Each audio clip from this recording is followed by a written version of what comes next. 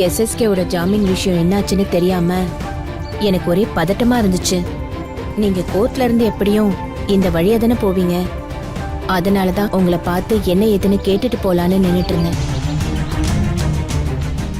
ஆமா, என்னாச்சு? அந்த எஸ்எஸ்கே படுபாவிக்கு ஜாமீன் கிடைக்கல? ஜட்ஜி அந்தால மறுபடியும் ஜெயிலையே போட்டாரா? என்ன ரெண்டு பேரும் பதிலே பேச மாட்டேங்கிறீங்க? கோர்ட்ல என்னதான் ஆச்சு? என்ன சொல்றதுனே தெரியல அத்தை.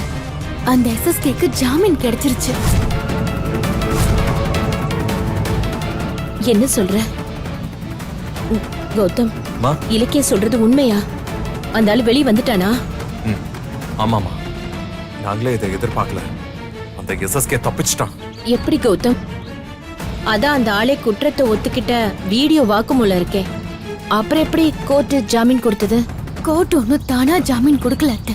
அந்த எஸ்எஸ்கே சதி செஞ்சு கோர்ட் கொடுக்க வச்சிட்டாரு.